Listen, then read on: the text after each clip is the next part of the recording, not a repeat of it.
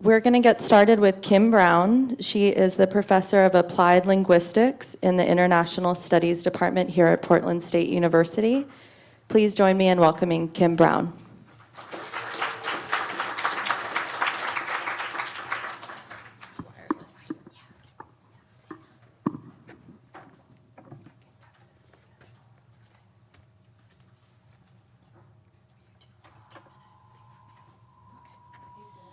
Hi, everyone. A number of you have heard some of the things I'm going to say in other settings. I don't have any cool slides for several reasons.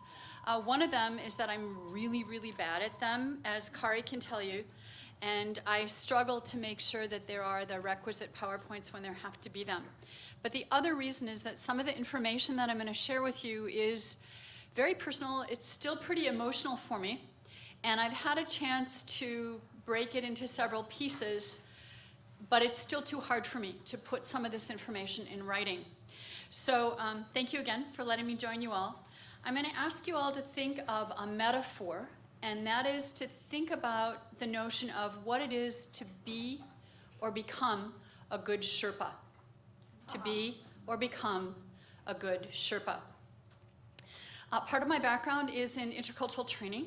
And one of the key dimensions that I work with frequently with my students is to look at the relationship between what our heads do, what our hearts do, and what our bodies do. And the fact that many times these are not in sync, and there could be progress in one area without progress in another area.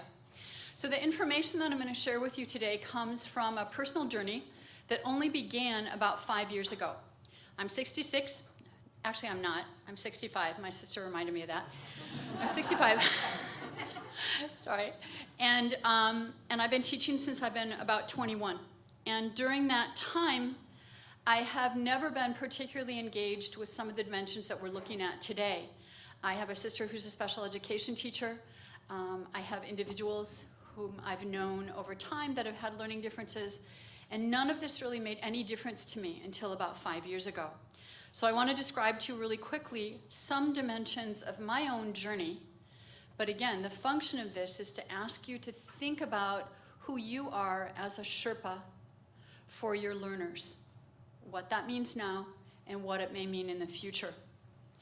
In my Department of Applied Linguistics, we've had students with learning differences, and the discipline of applied linguistics, as my colleague Lynn Sanselman, Lynn, will you just raise your hand for people? My colleague Lynn Sanselman will let people know, makes certain kinds of things as difficult as the slides that we just saw. But in my own situation, I had a student who became my teaching assistant in international studies, and she was my thesis advisee, and had multiple learning differences. And as we negotiated through kinds of things that were hard for her and easy for her, I found myself in a number of positions that I hadn't anticipated, including being quite protective of her, being somewhat sanctioned for that. And then I had a student file a complaint against me for an undisclosed disability in OGDI.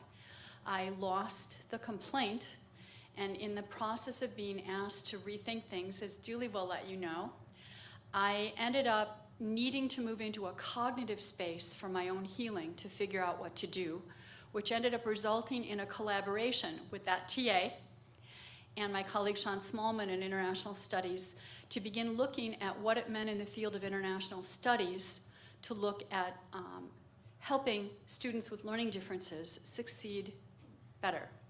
And one of the things that happened was that the journal that we sent the article to kept telling us to send the article to an education journal because we were focusing on learning differences. What could that possibly have to do with international studies?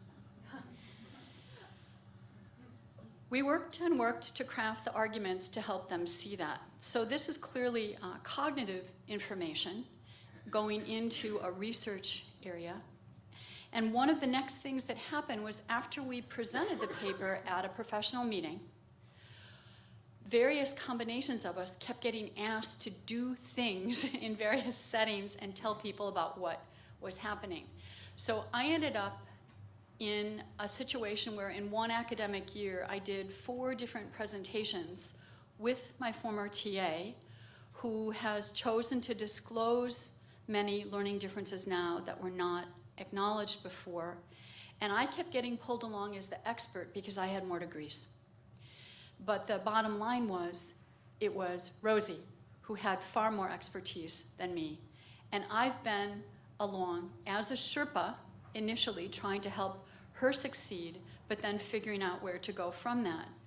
So far I've suggested to you that I've been in situations where I've learned new things from my learners. As I suggested at the beginning, I've had students with articulated accommodations and students who should have asked for accommodations that didn't. In that process, besides the cognitive dimension, there's also been an affective dimension. The emotions of the things that have happened to me because of the emotions and the things that have happened to my learners. So in the field of intercultural communication, empathy is listed as one of the key dimensions for crossing into other spaces. But what's shifted for me, again, in this very brief 5-year period, is the kinds of engagement that I've stepped into emotionally because of the strength of my students. And they've been individuals who have worked through so many kinds of things that it's been impossible for me not to be very humbled by their successes and the things that I still need to learn, and I haven't necessarily learned them. I've received a tremendous amount of assistance from the Office of Academic Innovation, and I've begun shifting how I teach, but it's not consistent. So I want to channel another colleague from my Applied Linguistics department whose mother taught her the 90% rule, which is 90% of the time you try to do the right thing, and 10% of the time you cut yourself some slack when you're not there. So in my own situation, if people looked at the range of syllabi that I prepared and classes, and they went through a checklist of which classes fit the kinds of parameters we've been looking at this morning, it's not all of them. It's still a work in progress. So I'm trying really hard to be able to make these changes consistently. One of the most difficult things for me, though, is that I've been involved in teacher pedagogy, again, since the age of 21. And there are generations now of students that have graduated from our Applied Linguistics program looking at teaching English to speakers of other languages who never heard anything about learning differences, universal design, accommodations, who they will be stepping into their classroom with their learners. So this is the hard part. So last November, and Davida, I'm channeling you right now because you were at the other session. Last November, I was able to work in a plenary at the Oregon Teachers of English to Speakers of Other Languages session. And in that plenary, I needed to apologize to all of my learners that I had had since I got here in 1989, who had never ever heard me say anything about trying to meet the needs of individuals with complicated lives who are just as bright as any other person stepping into the classroom. After that time, I've continued to think about why it was so difficult for me to be able to say, I've let you down, I'm really sorry. But the space that I've gotten to now, so I want you to think about cognitive, affective, behavioral. So in my head, I've used some of this information to shift what I do in some of my classes. I've begun to work professionally, expanding the area of explorations in universal design in both of the fields that I work in. Affectively, I continue to take hits because now my heart is more open and I'm recognizing students that are in my classes who have particular needs, who've worked twice as hard. They've been Ginger Rogers to Fred Astaire, and no one knows it, and no one's appreciating it. So the last dimension of this is behavioral. What are the pieces that are shifting in what I actually do? And for me, It means a continuing close relationship with everyone in OAI. So this is not a sales pitch. I was not asked to say this, but I will simply tell you all that the work that's going on to help us as faculty begin to change who we are and how we teach can only happen in small increments. And those small increments involve walking with people who can help us step into new spaces. So part of what that means, going back to the notion of being a Sherpa, is to be able to think about what happens when a person is a Sherpa. Someone else picked the journey. Someone else crafted where they were going.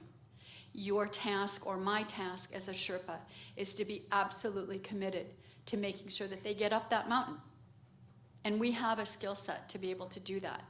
So for me, I continue to try to tweak that set and to continue to try to learn with humility. So that's why I'm up here. The last thing that I'll say is that one of my favorite authors is Antoine de Saint-Exupéry, not just because of his work with The Little Prince, but because of a book that he wrote called Night Flight. And many of you may know that he was a pilot, and one of the illustrations in Night Flight is a description of a fellow pilot whose plane went down on the Patagonian plain. When that plane went down, this was a French pilot delivering mail.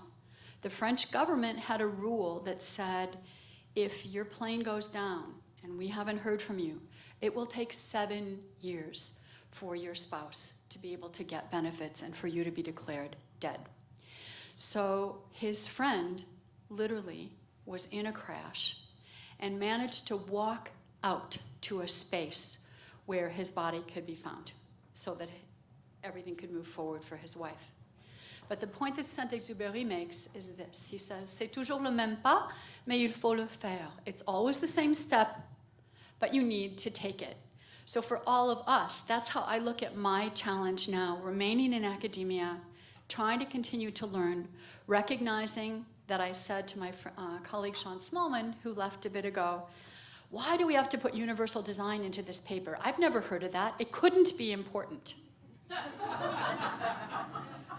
Needless to say, he will be reminding me of this for a long time. So again, this is a personal journey for me, and it's been a really important journey that I've been able to walk with the help of a lot of people around me, and I'm really grateful to my students. Thank you.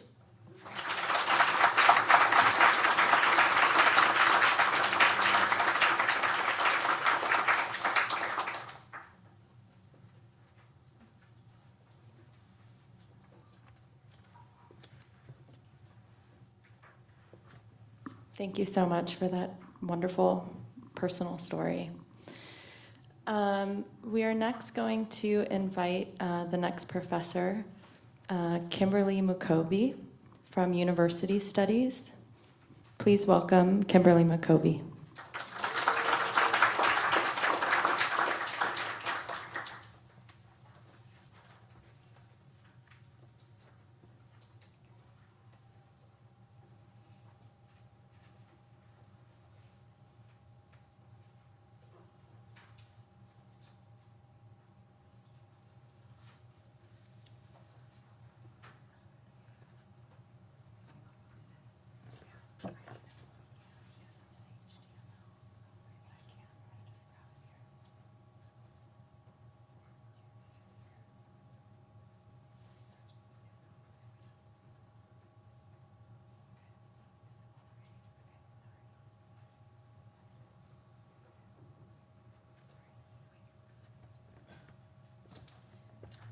Hi, I'm Kimberly Mukobi, and I want to thank you all for allowing me to come and share my experiences as well.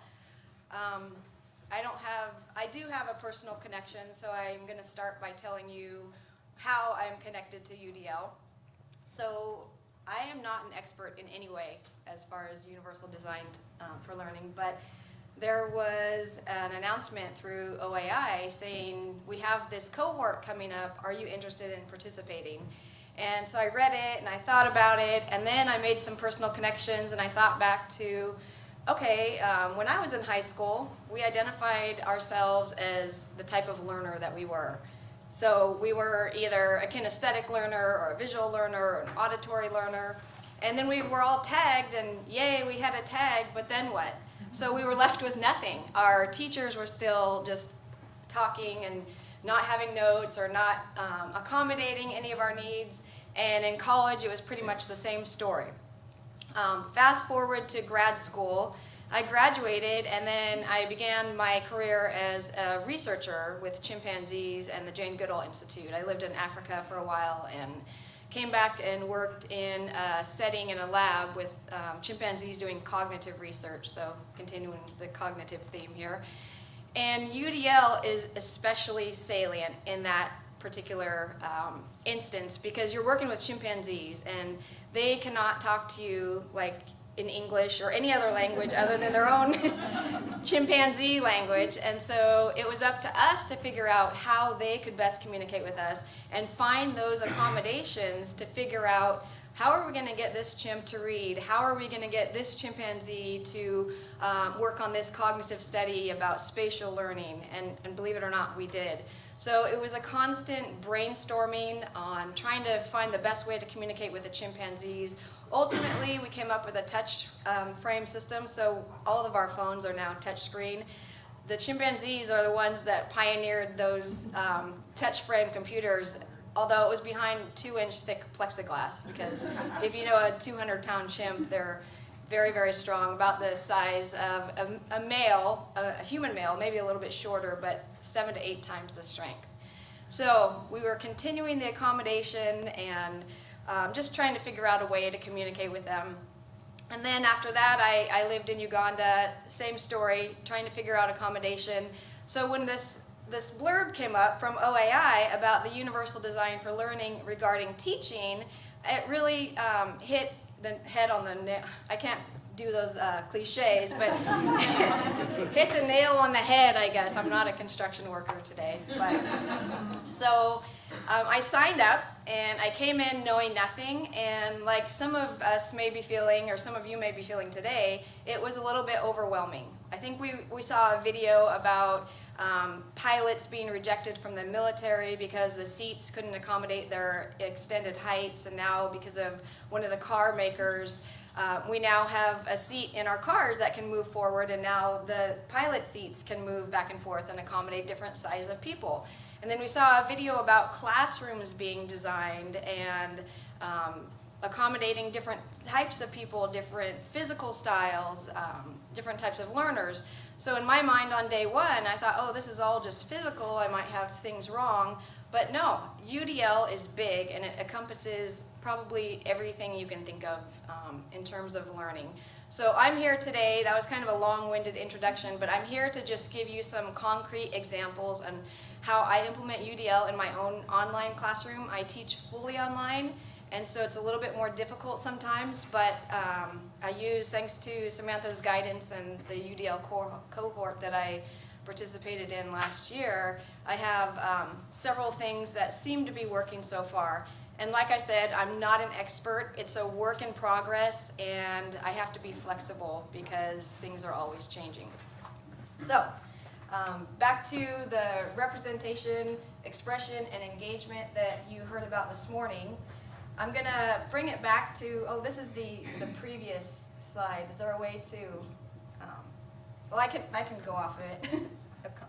This was the previous slide, but this is the first part of UDL. Yeah, it'll be fine.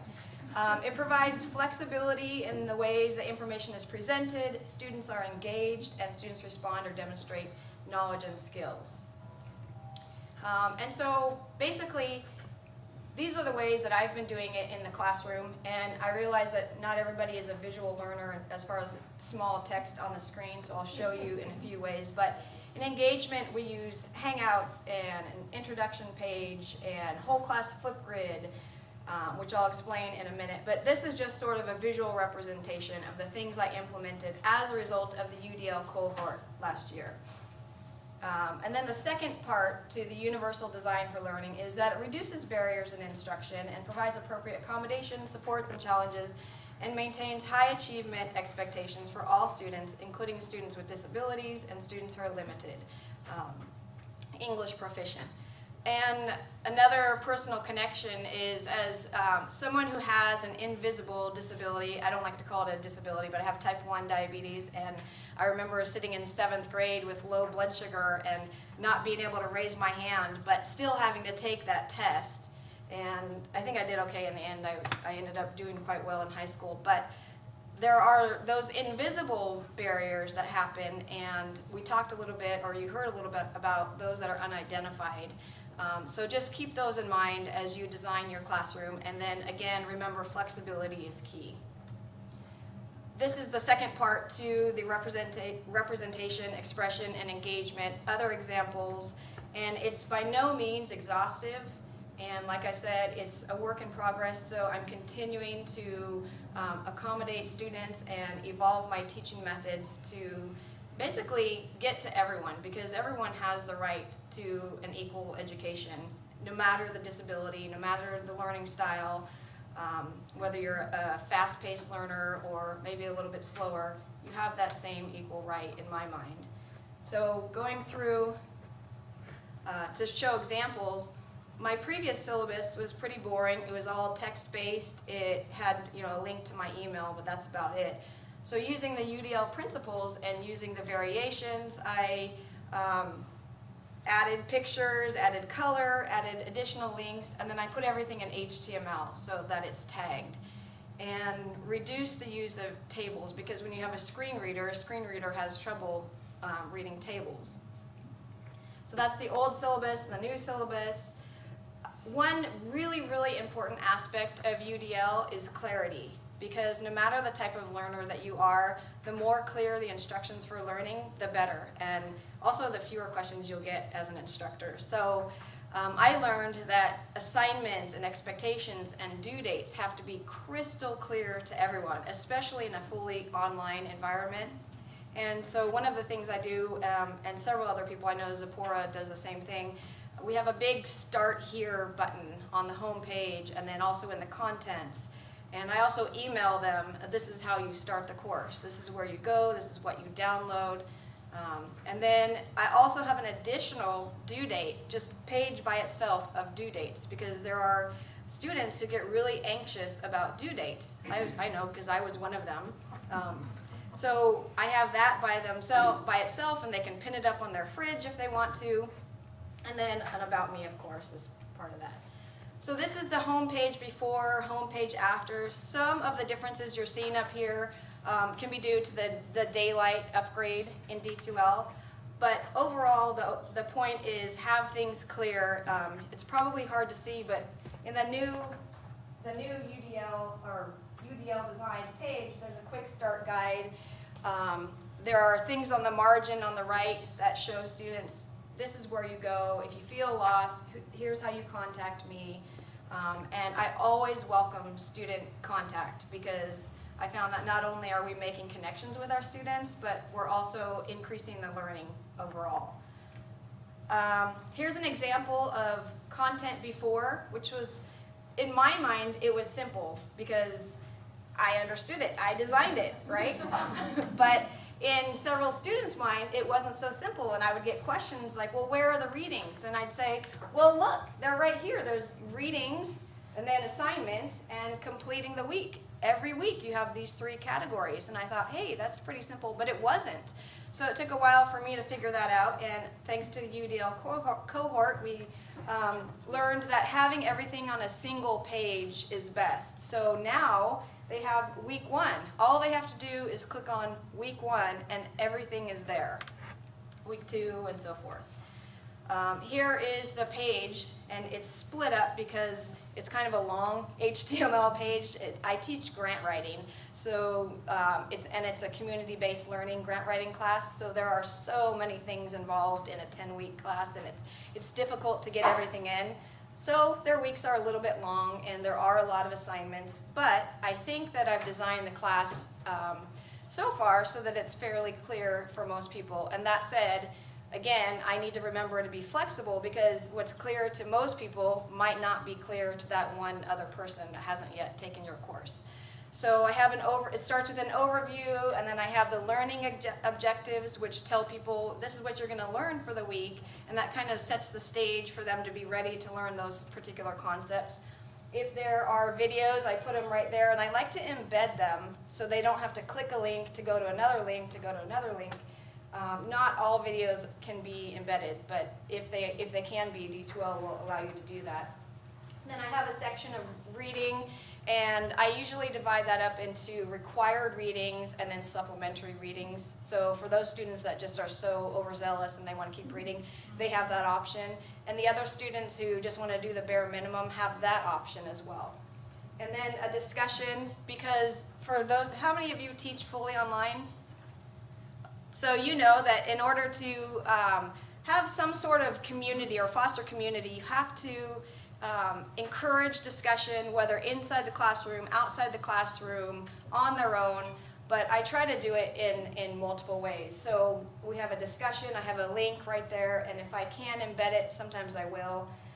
And then the to-do list, basically, or the assignments. And last but not least, this gets the type A learners, like I was back in college, the checklist. So there's a week 3 checklist, and this is kind of dated because I think we're in week 8 now, but students love to have checklists, and they go through and they check, yes, A, I did B, I did C, and then if there's something they don't understand, they'll email me and say, oh, there was something on the checklist I forgot to do, and I didn't even know it was there, and can you please help me, or I don't understand this one aspect on the checklist. So that has been extremely helpful, and I can say in course evaluations, I love the checklist, that's what I get every term.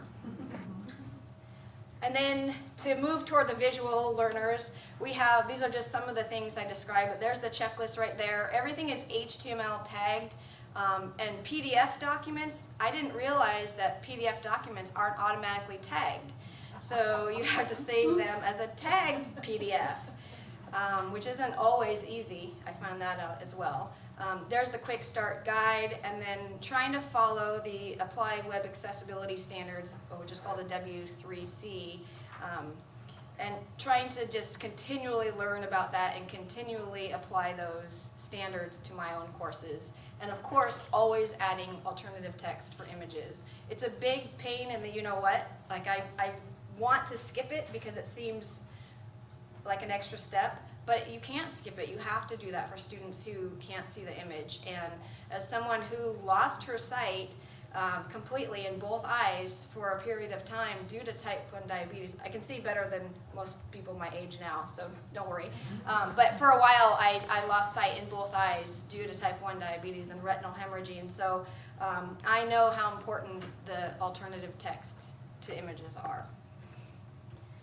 Areas of expression, you have to have different choices for the students. Be flexible so they share ideas. We use Google Docs.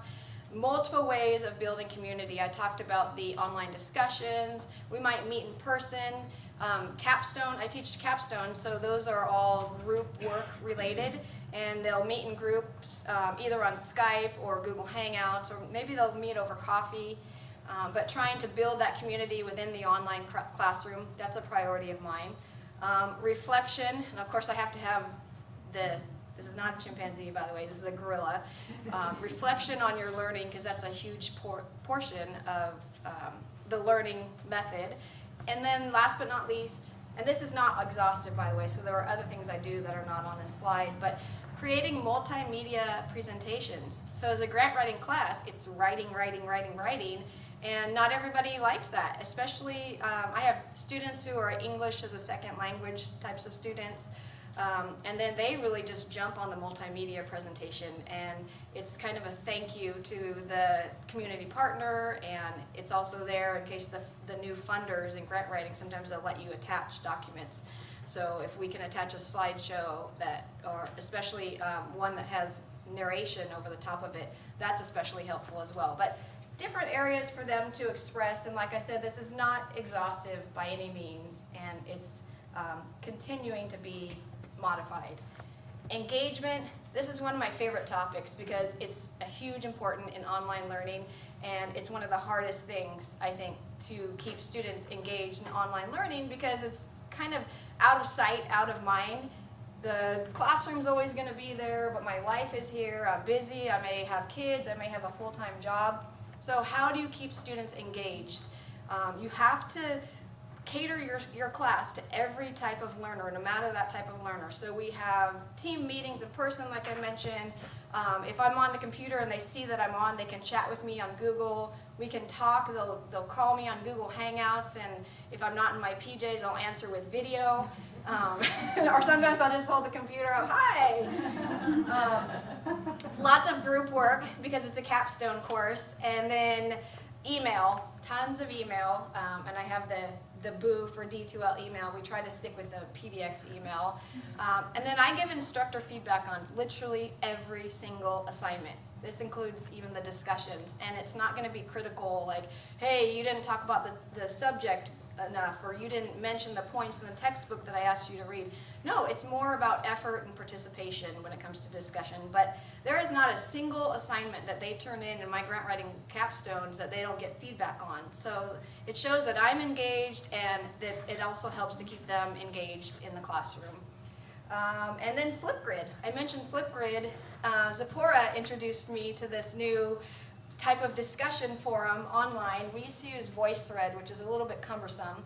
And this one is super easy. You just touch a plus button and you can talk. And the one negative is it's all video. So students who don't like video don't necessarily love that. But the fun thing, and I should have shown a different screenshot for you, but at the end of the video that they mentioned, and you can limit, 1.5 minutes, 2 minutes, at the end of their comment section, they can write all over their faces, and so now in the springtime, students are putting stickers of flowers all over, or they're putting graduation caps with stickers, and it's a grant writing for animals capstone, so they're holding up their dog, and the dog has a graduation capstone. So they're trying to one-up each other with their stickers and their designs, but it's just another form of engagement. And interestingly enough, a couple of weeks ago, someone started their Flipgrid conversation complaining, absolutely just angry at the fact that they had to redo and edit different grant writing sections. So we take one section at a time in the grant writing class, and we might do the organization description one week, the statement of need, and they kept getting it back because their editing was subpar. And I said, well, you can go to the PSU Writing Center, we can talk about it over Hangouts, and the response was just, I don't have time for this. So they got on Flipgrid and they said, I'm in college, when I submit something, I should be done. I submit it, I should be and so other students came in. I was so thankful to some of the other students who then came in and said, I'm sorry, but this is a grant writing class, and if you know anything about proposal writing, then you do have to edit your work, and if you write manuscripts or if you write screenplays, you have to do editing. And so that kind of placated the situation, but it was a nice forum for a few of them to discuss some concerns, some complaints, and that inevitably ended up bonding the students who were previously somewhat unbonded, I guess, if you will. But it was a nice learning opportunity, and I sat back that week, and usually I'll step in and say, hey, I like this idea, what do you think about this? That week I stayed out, and I just kind of watched and let it organically develop, and I wish I could have recorded it all, but you have to get students' permission, but it was beautiful. That area of expression was just fabulous in terms of universal design for learning. So keep these ideas in mind. And I went to a talk once, and there was somebody, does anyone know about Dr. Bonk? He gives you all kinds of ideas. He's overwhelming, and I realize that these things that I have on the screen could be overwhelming, but you might just try adding one thing to a class and see how that goes. And what works for me isn't going to work for everybody. So again, keep that in mind. The takeaways are basically what you've been hearing all day. Inclusivity, flexibility, choices, adaptation, variety, and equity. Just remember that the design you think you have as perfect may not be perfect for student A, B, or C.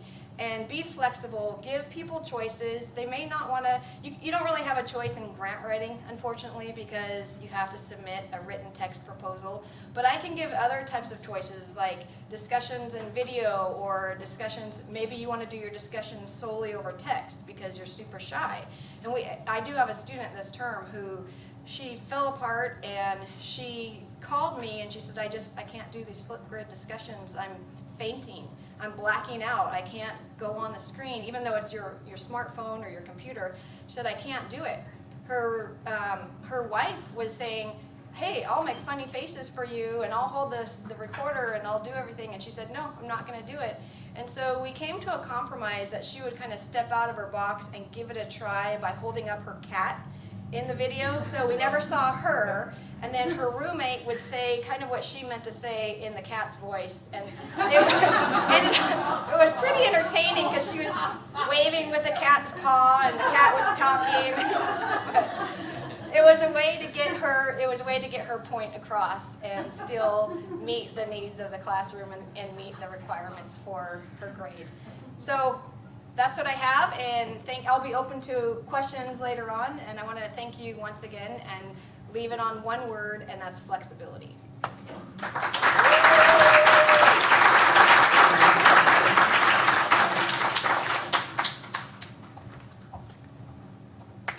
Thank you so much, Kimberly. That was great. Our next professor to come and share with us is Lindsay Schumacher. She's the professor at University Studies. Please help me welcome Lindsay Schumacher.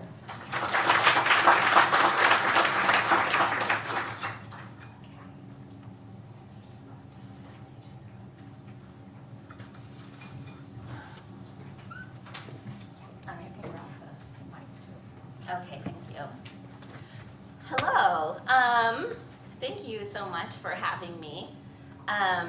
Like Kimberly, I took part in OAI's UDL cohort, and it was just probably the most useful professional development opportunity I've ever had as an educator. So in about a decade of sort of overzealously pursuing professional development, I think that says a lot. And it's true. I think that part of that has to do with having other people to talk about this stuff with, and a lot of other examples. So a lot of what I like to do is talk about, I have a bachelor's degree in philosophy, so I like to get all philosophical about it and talk about theory, which was cool because I was able to do that and kind of nerd out on UDL with other people, but also to see their very specific examples, like Kimberly's examples, and there were other people in the cohort, and everybody did different things with it, even though we were all focused on similar goals. People took different concrete steps towards making them happen in their own classes based on their own disciplines and their own teaching styles and their own student populations, and that was just really awesome to see. My class is a capstone like Kimberly's. It's a community-based learning class about embracing size diversity. So my class itself is really about inclusivity with size.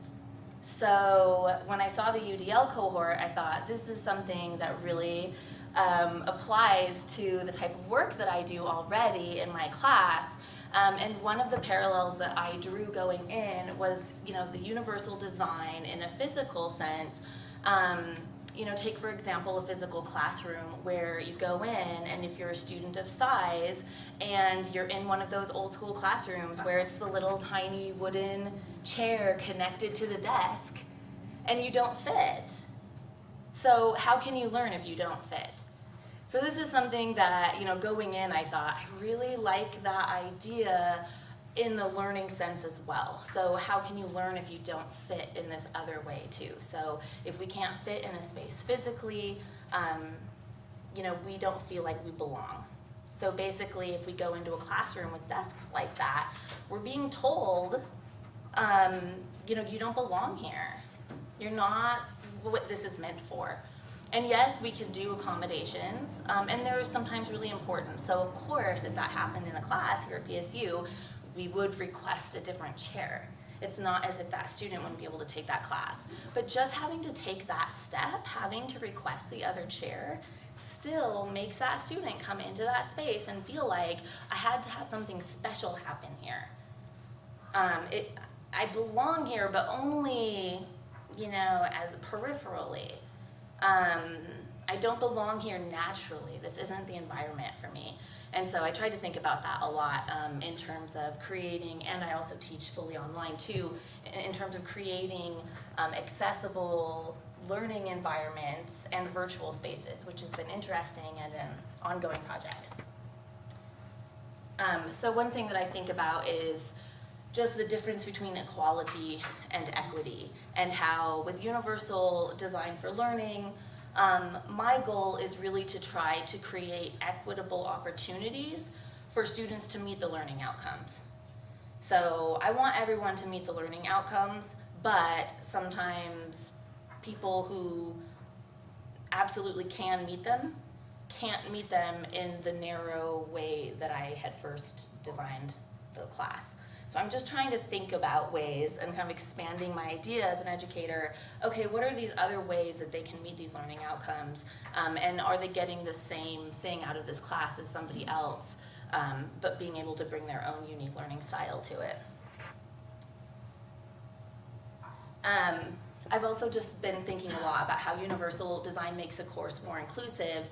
So obviously, accessibility, which we've been talking about a lot. So making a course more inclusive means making it available to people who are going to use a screen reader, making sure that you have captions for videos, just going in and knowing how to make the classroom space, whether if you're in a physical traditional classroom and you're up at a board, or whether like me, you're creating a virtual classroom, making sure that it meets ADA requirements at least, which I know I wasn't doing. So like Kim too, I felt that a lot when I first began doing UDL, especially as an online instructor, because I'd been teaching online for so long, and I really was starting to feel like an expert and not an imposter. Like I was getting there, and I was like, no, I really know this online teaching thing. I know how to engage students online. And then starting to really dig into accessibility issues in UDL, I realized, yes, but I wasn't even meeting these basic ADA requirements, which we really all actually have to meet. So it's been a journey. But the thing is, when we make things accessible, it's useful for everyone, and this has been echoed throughout other people's talks too. So it's not just about something being available for a screen reader for a blind student or a visually impaired student. When we put in, for example, the universal design for physical spaces, when we put in the ramp, and this is something we talked about very early on in the cohort, that's good. It's not just for someone who's in a chair. It's for someone who has a stroller. And I have 2 really little kids, so I got that one. I was like, yes, oh my gosh, I have like 2 of them, and one's running around, and I have a bunch of bags with me, and I've got so much going on. Having a ramp and a way to open the door without having to stop and maneuver and open it is actually really helpful for me. And so it's really thinking about making the space accessible to everyone. And so, for example, like has been mentioned, English language learners in the classroom, those captions are useful for them too. And then, once we do it, it's already done, and it's already a space that people can come to and feel like, oh, this is a space that's been waiting for me. This is a space that I'm welcome in, and I belong here. Same thing with learning styles, which we talked a lot about, making sure that I'm really thinking about how is this course useful for people who learn differently from me. Providing more ways to participate and meet outcomes. Clear instructions. And this one is simple, but it's true. And again, it comes back to really thinking about what's clear for me versus what's clear for other people, and kind of testing that more. So if it's clear for me, that doesn't necessarily mean that it's clear to everybody else, and just being willing to open up and kind of find out, is it clear? How can I know? How can I make it better? And one hint is if I'm getting a lot of questions, am I feeling defensive about that? Like, I can't believe they don't get it. It's so clear. And then, once you get to the fifth person asking that same question, I'm like, oh, it's me. It's the instructions, right? Another thing is engaging students by valuing their unique backgrounds. So again, just, and that part, has to do with that engagement piece, and really making it a space that's inclusive for everybody. And then increased chances for diverse representation. And this has been a thing that I've been working on. I worked on it in the cohort, and I made a lot of changes specifically to media, so that I was using more video. I was using podcasts, which have actually been really popular. I was using traditional text, which I was already doing. And that was really useful, but I have really spent the last year thinking more deeply about the opportunities that provides for not only different media, but different perspectives. So when I'm teaching a class and I have a textbook, maybe it's written by a few people, maybe it's only one person, and if that is kind of the source of knowledge for that class, that is, my students are coming into the class thinking, this is who makes knowledge. And if the author happens to be like them, then they get to see themselves as one of the knowledge makers. If the author isn't like them, then they don't get to be there. They don't actually get to be represented in the class in terms of making knowledge, in terms of being like the experts. And so this has been really helpful for me, especially in teaching a class like size diversity, to really open that up so that it's not just the traditional texts, but I can include fashion bloggers. I can include video talks so we can see who's talking and the people can look different. This is really important. And I think that has just helped me think a lot more deeply about how many sources of knowledge are coming into my classroom and whether or not they're providing windows and mirrors, which is a children's lit thing, but I like to use it for everything. Like the sources of knowledge should be mirrors so that you can see yourself mirrored back to you, but they should also be windows so that you can see into other people's experiences. So UDL has been really helpful for that. So based on that, I'll start with the representation. I also have some really texty sort of slides, so sorry about that. But my main takeaway from this was just how simple things made a big difference and that students actually really engaged with them. And again, going back to this being one of the best professional development opportunities I've had, I mean, how often do you go and do professional development and get a lot out of it as an educator because you're an educator and you're into this stuff, and then you maybe bring it back to the classroom and try it once and it kind of falls flat, or you never do it again. I know I have done that a lot. Like, tried a fancy new activity, tried a fancy new technology, and then it was like, yeah, it was all right. And then I just kind of go back to what I was doing before. But some of the stuff I took away, this very simple, and Kimberly had a good picture of this, the way that she does it. But I do something similar with the read, watch, listen, complete, and supplemental materials in an accessible introduction to each online module.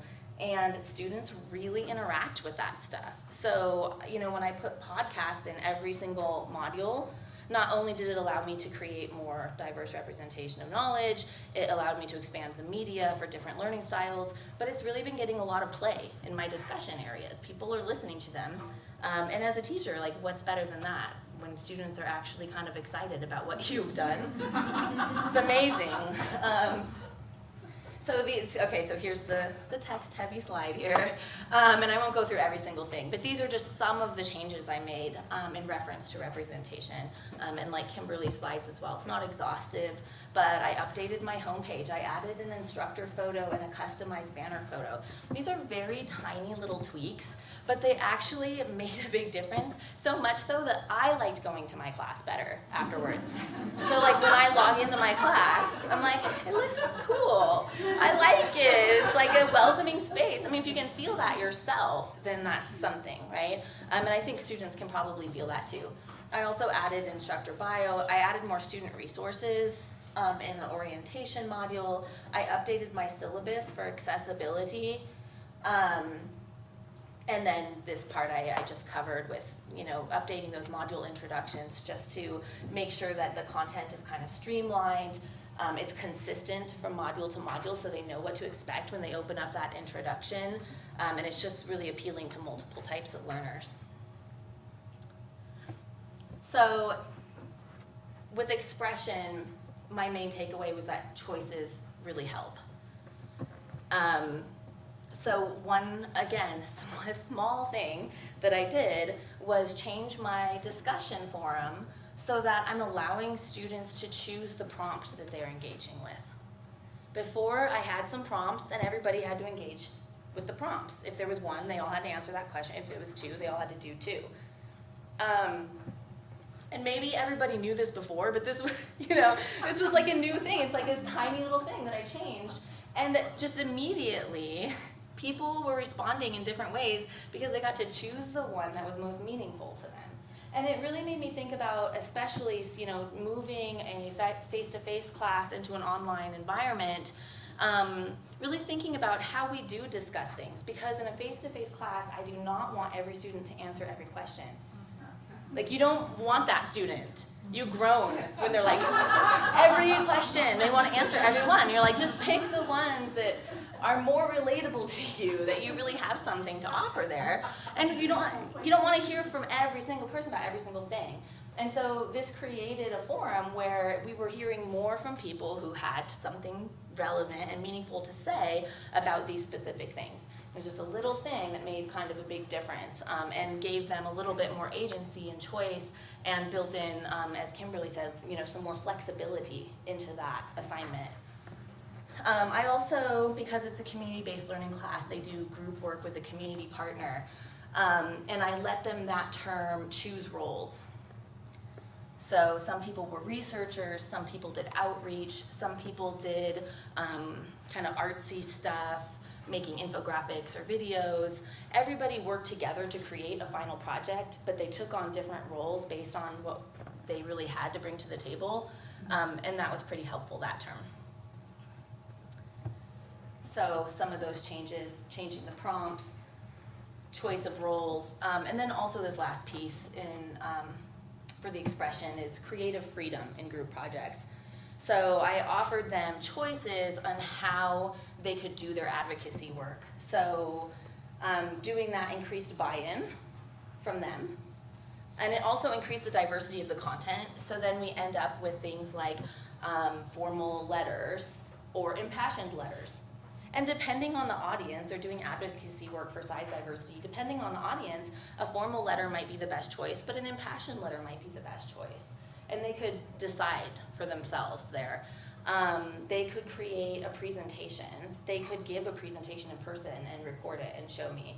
They could create an activity, go do the activity. In fact, this term, one of my students, this is a year later now, but this term one of my students is doing activities with the Health and Wellness Center here at PSU, and she's just kind of recording these kind of body positive activities that she's doing, and then that's what she's doing for her project. So it really diversifies what I get, which is actually more fun for me than getting the same thing from every student. It's more fun to grade. Typically the projects are higher quality, and the students are more excited to work on them. So for the engagement piece, I just found that making connections to lived experience is awesome. This class it's a sensitive class. I mean, it's about weight stigma, it's about body shame, it's about the way that we feel in our bodies, it's about the way that people perceive us, it's about health, it's about fat, it's about gender, it's about race. So it's a lot of topics that are hard to talk about, and I think before, the discussion areas were pretty good, but I think I wasn't asking quite enough, or at least providing opportunities enough for them to really bring their own lived experiences in. There were some opportunities for that. It was kind of just sort of implied, like, yeah, and you can talk about your own experiences. but I didn't ask them so much. And even now I ask them as they feel comfortable. So I'll put that up there because I don't want to force people to talk about things. But as they feel comfortable, they can bring in a personal element to each of the modules that we cover. So having done that, I'm finding that the discussion forums, they're much more community-minded. Because when you go in to an online discussion and you read somebody's post, not just about, say, fat and gender in this academic sense, but about their own lived experience, in their own bodies, experiencing both whatever they do experience in terms of size and in terms of gender, we really start to relate to them a lot more, and they become a person rather than a post, and you care about them.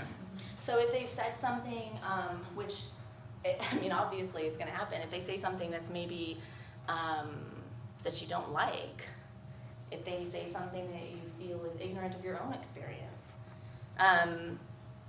if they've shared their own experience, it's a lot easier to get in there and kind of talk with them and engage with them more and to kind of understand where they're coming from.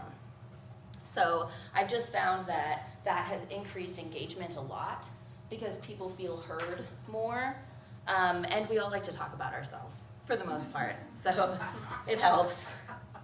So creating these opportunities for people to share their stories, their experiences, their prior knowledge, their goals, in respect to body positivity, weight stigma, and size diversity in discussions.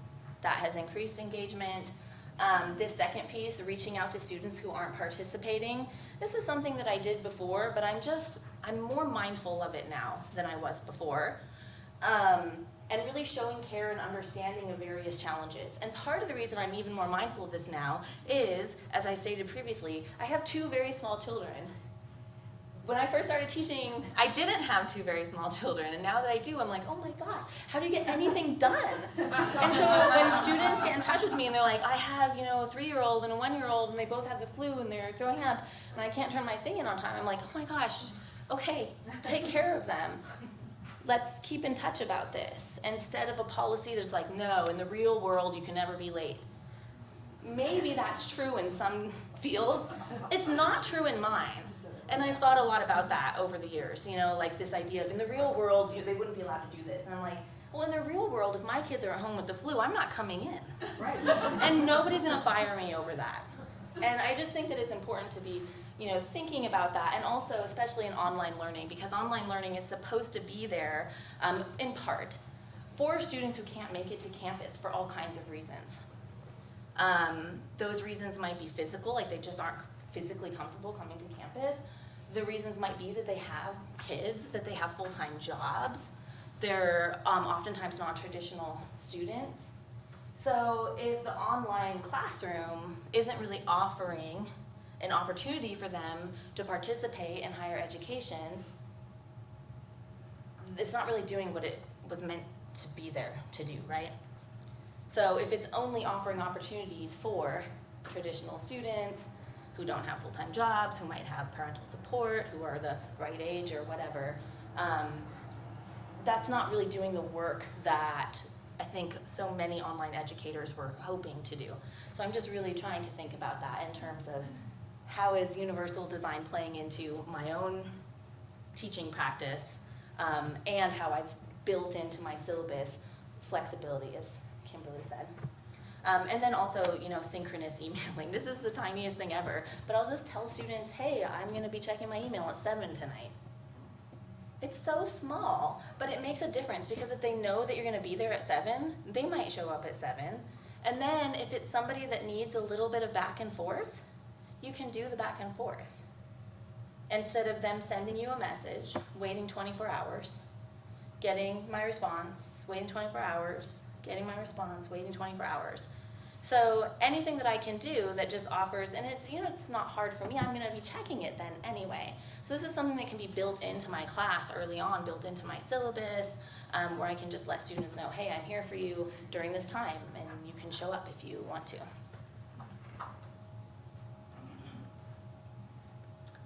So I do have some further goals, as always. You know, I think that UDL is a process, and there's a lot that I need to do still in my classes that I'm just kind of continuing to explore. One is continually creating simpler, clearer, more engaging instructions, especially for online group work. It's hard to teach groups online.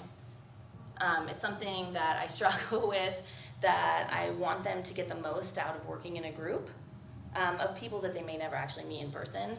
And so it takes a lot of work in the design process to set up that environment.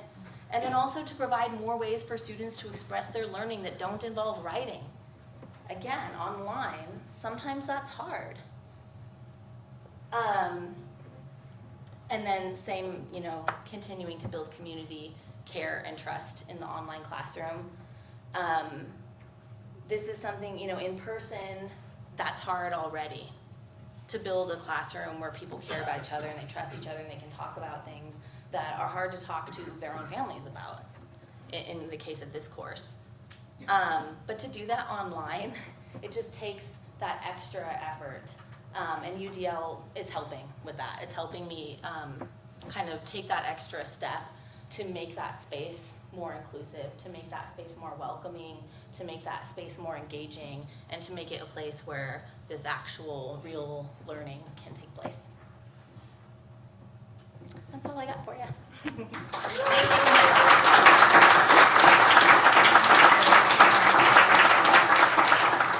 Oh, sure. Yeah. Thank you so much, Lindsay. That was wonderful. If I can invite all the speakers to come up and have a seat, and we can have some questions and answers at this time.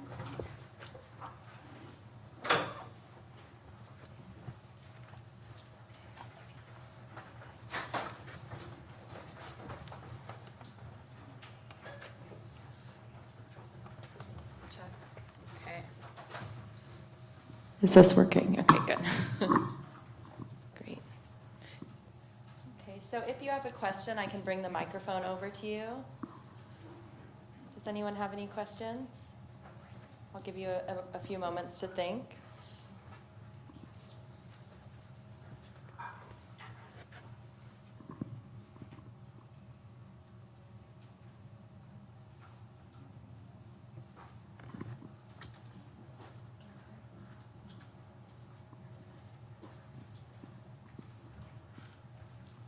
Thanks. Hi, my name is Kayla Parks. I'm actually with Portland Community College. And when I was listening, there was a piece that I heard in a couple of different areas that made me think about open education and open pedagogy. And I'm curious if any of you have thoughts about the intersection of universal design with open education, specifically when we're thinking about that idea of bringing in different voices and different sources of knowledge, and also the idea of students as contributors, students as generators of content for each other. Can you define how you're using open education? Sure. When I'm talking about open education, I'm not talking just about open education resources, which is often how we hear people talk about it, OER, as low-cost textbooks. I'm actually talking about open in the broader sense, which may include trying to reduce costs, but it's actually also about not necessarily focusing just on the textbook, but about content coming from a variety of sources, including students as generators.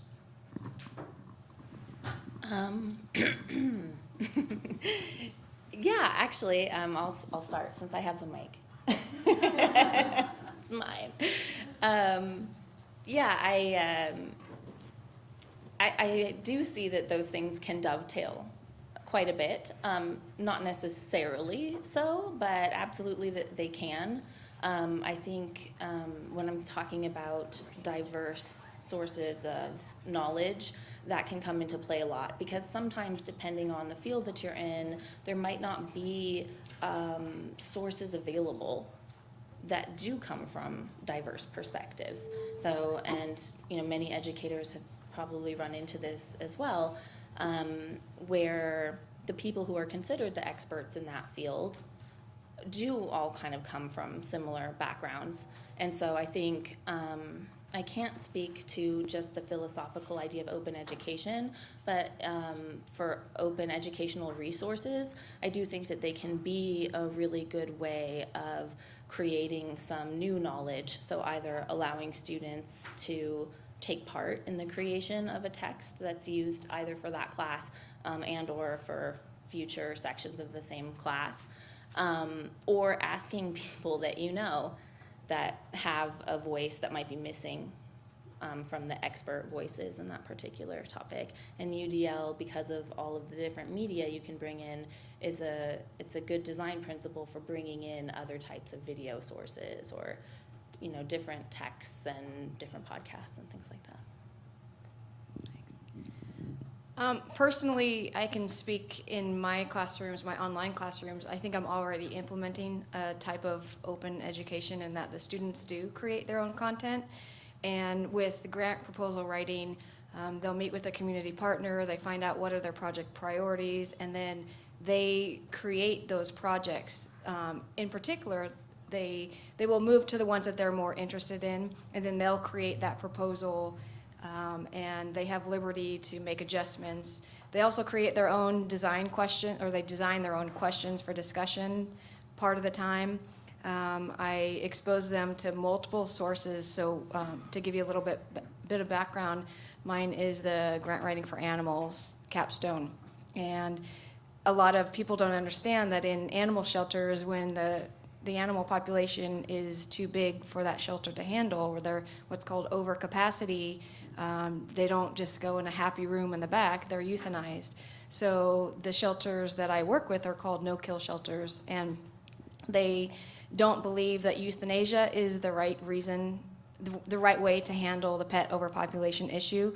So they look at those types of ideas, and I expose them to the gamut of everything. So they read pieces about people that are for euthanasia in shelters, and then they read pieces about people that are staunchly against euthanasia. So I can't just give them what I believe and expect them to take that. So I expose them to an open array, if you will, of opinions, and then ask them to form their own opinions. But as for student designed content, I would say probably 75% of my class is about student designed content in the fact that they can alter the assignments, so to a degree. I think part of what you're asking is something that all of us face, where as we move through our own professional development and decisions about who we are at a moment in time, there could be something new or something interesting to kind of bring into how we approach our teaching. And clearly, you're describing something. Human-centered design is another dimension. I think the concept of having a co-constructed syllabus. So for all of us, I don't think there's any either or. Either you do this or you do this. But I would just see it as a space of growth. And you're describing being curious. You're both describing looking for new sources. And I think that that's really the key for a student to feel like they're being heard.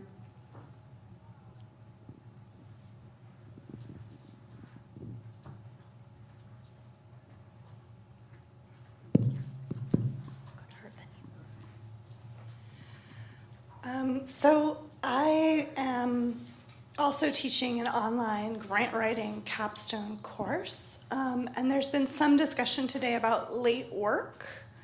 And this is a real challenge because it so happens that grant writing is a place where deadlines are very much a part and an integral part of the real world. And is that better? Yeah. Sorry. Deadlines are an integral part of the real world of grant writing, and these are genuine grants for community partners that have to go through a lot of review stages in a 10-week course with group members. And it's all cumulative. So I'm really struggling because if a student, hasn't done the grant research, they can't do the next part, and they just get more and more and more behind. And this really is you lose your job, the lights get turned off at your nonprofit thing. I was an executive director for 5 years. I know that. So and yet I'm also a mom of an 18-month-old, and boy, do I get that things happen that aren't predictable and whatever. But I want to be helpful and I want to be flexible, but are a lot of moving parts. Do you have, specifically, Kimberly, since you teach an online grant writing class, do you have any suggestions about that? I'll just bring it back to my ending word, and that's flexibility. And you're right, in the grant writing world, if you miss that, let's say, 5 p.m. December 1 deadline, you're done. You're not going to be eligible to apply for a grant proposal until the following grant cycle, which is oftentimes a whole entire year later. That's right. And in another class that I co-teach, deadlines are deadlines. It doesn't matter your circumstances. If you miss it, you've missed it. If you've missed 2 deadlines, your entire course grade goes down a letter. Personally, I don't agree with that. So I try to put myself in their shoes, and if there are extenuating circumstances that are out of their control, I'll listen. And then I remember that my class is still a class. It's about learning about grant writing. And yes, the students are writing actual grant proposals to be turned into funders, but they're not turned in at the end of the 10 weeks. In my case, they look for deadlines that are a month out at least. So I will listen to that person's circumstance, make the decision based on that, but more often than not, the decision is to give them that extra time. And maybe if it's an extensive problem, I had a student who was diagnosed with ovarian cancer during the term, and she was upbeat and she wanted to stay in class, and I gave her the other options of, the care team can get you out of everything. Nope, she wanted to stay in, but she would be out for, I think she was out for 3.5 weeks. She had to have a procedure, and she talked to her team members, and they agreed that we'll cover for you, but then when you come back, maybe you can cover for us and help with the presentation or help with some other aspect of the grant proposal writing. So they're all getting the gamut of the education about grant proposal writing, but they can maybe take a break if circumstances need them to in the middle. But again, I'll bring it back to just be flexible, be open-minded, and if you can, try to put yourself in their shoes and picture how that person feels. That always is the best, in my opinion.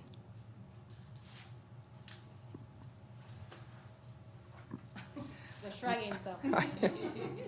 One of the things that really interests me is each of us figured out earlier today that we see the world in particular ways, and we learn in particular ways. You are now opening the door to your students learning in any possible set of ways, and yet you have to assess that learning, you have to assign a grade to it, you have to work with students as they're learning differently than you would. I'm interested in any advice you have or any experiences you've had in the stretch required to do that.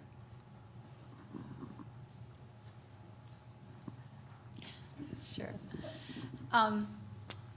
I think it's really important to acknowledge that there really is that stretch and the process. And sometimes it's important to try to get students to see that as well. So for me, I often get comments on course evaluations like, she's really scattered and disorganized. And I'm like, no, I'm not. You just couldn't see it. And I continue to try, sort of each term, to try to see if I can do one more thing, as you were talking about, both of you. Try one more thing and to see if that works. But I also think it's important to have the students recognize that you're stretching and to be able to cut instructors the same slack that we're trying to cut them.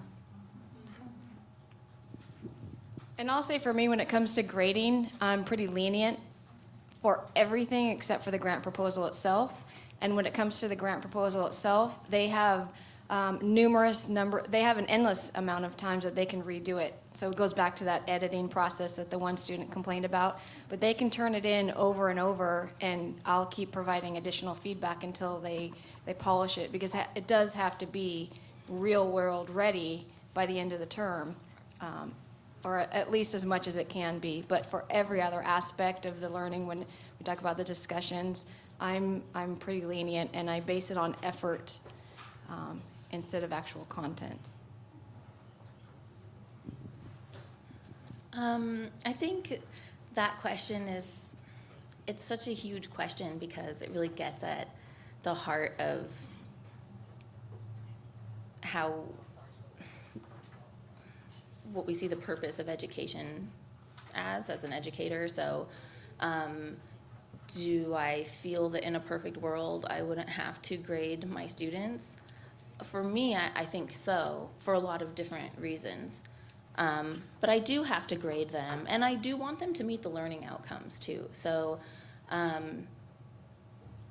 even though I want to be flexible about how they're meeting those learning outcomes, I want them to get there. And it is really important, and it is really important that the curriculum is rigorous and that it's challenging.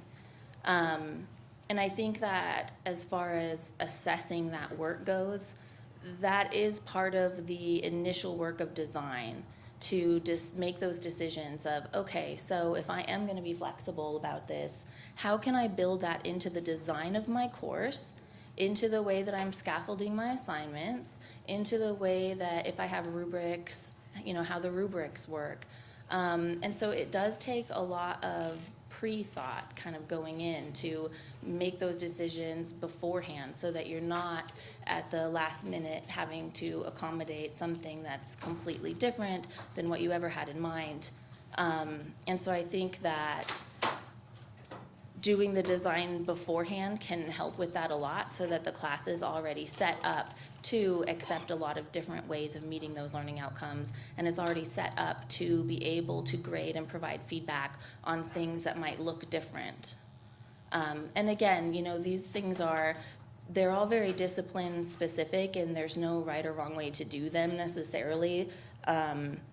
So, you know, for example, I teach also research writing. Students have to do research and write for that one. You know, that's how it is. It's a research writing class. But I do try to provide, like, as they're going along that route, I do try to provide lots of ways for them to get there.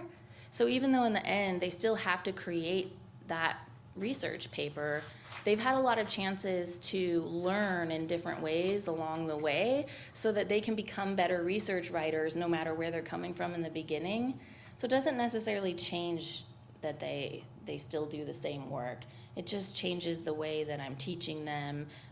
It allows them to kind of bring their own skills to become a better writer. So yeah, I would say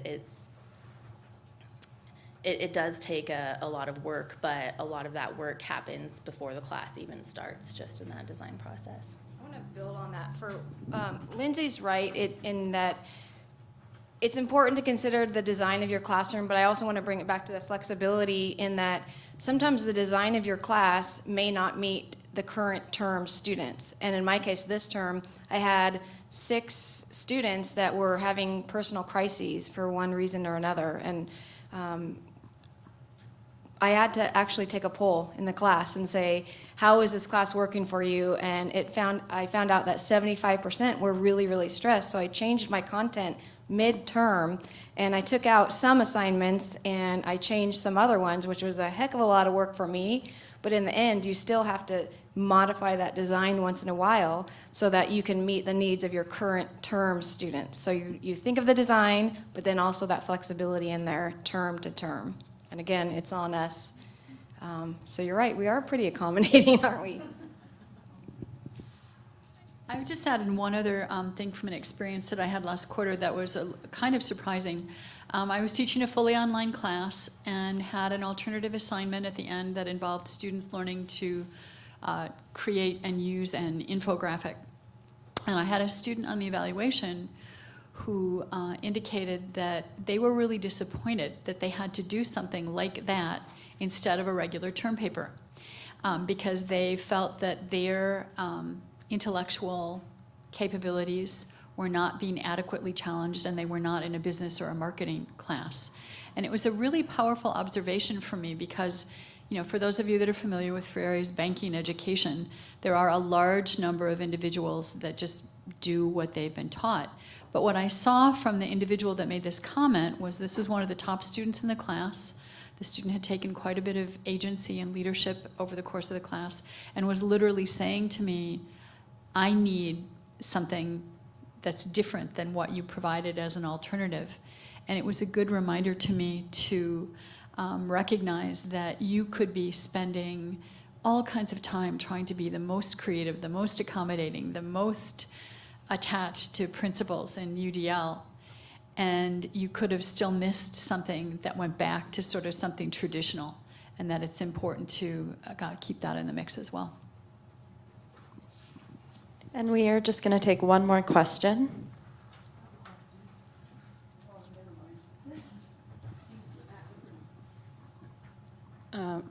Hi, my name is Miranda. I teach English in the intensive. Miranda, can you stand up? Oh, yeah, sorry. I teach English in the intensive English language program, and a lot of what you've already said sort of touches on this, but I'm wondering if you could speak directly about how you help students whose first language is not English, how these design principles can help them.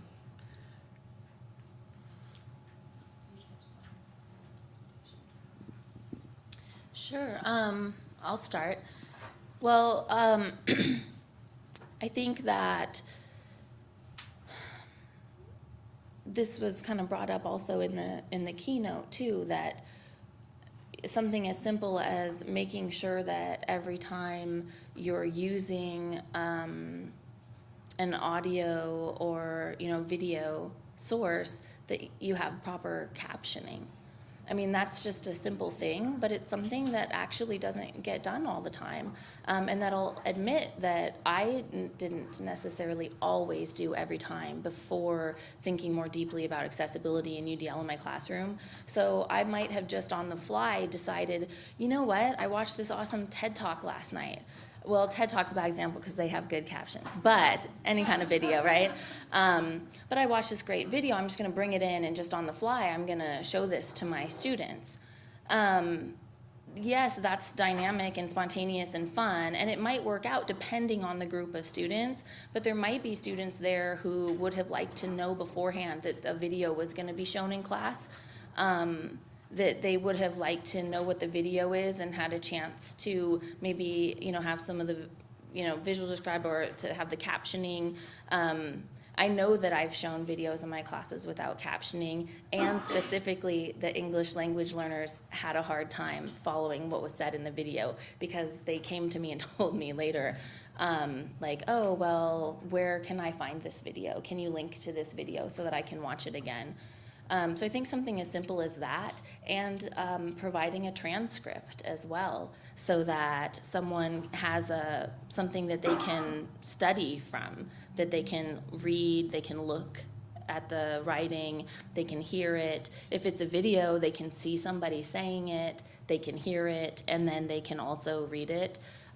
Just very simple tools like that, I think, are helpful, as well as for online learners who are English language learners, making sure that there's captions in case they're watching or listening in a busy place. Even things like that, like we might not think of, my student might not have a quiet place, and if they're, an English language learner, it's not that easy for them to pick out those sounds from this other space that they're in. And maybe they're sharing a house with a lot of people, or they're at the library or something. So. I think that pretty much encompasses it. I'm married to someone who spoke English as a second language for he's been here long enough. I'm not going to call him an ESL, but basically providing different opportunities to see the material, learn the material. In grant writing, you usually have to submit it in English, but I also like to remember the resources that PSU offers the students, and so I'll remind students, like, hey, there's a writing center you can visit, and you can get input.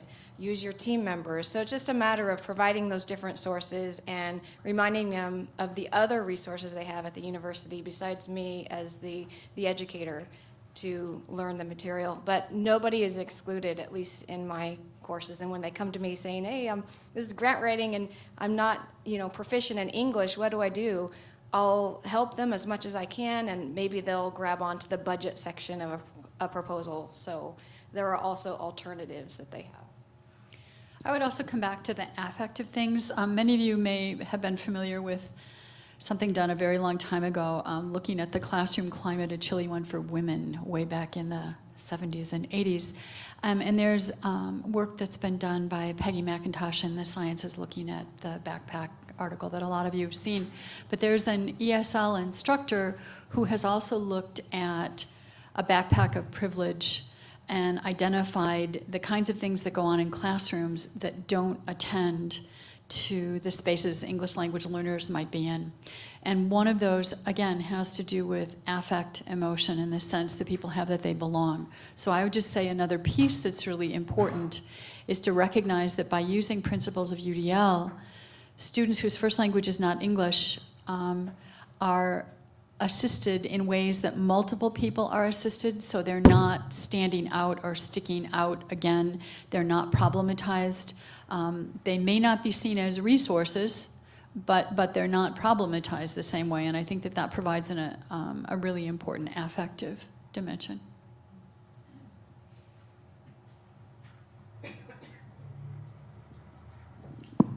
Thank you so much. This has been a really meaningful discussion. I would like to thank all of our speakers today for taking the time out from their schedules to come and share their experience and application of universal design. This celebration was also a part of the Office of Academic Innovation's 5-year anniversary. I'd really like to thank all of the members of OAI for helping put this together today. And I'd also like to thank everyone at Portland State University who supports universal design. And I hope that we can meet again in the future to continue this discussion. And I'd like to welcome everybody to help themselves to lunch. It's located just outside of the room here, and come back and take this opportunity to chat about universal design and network with each other. Thank you so much.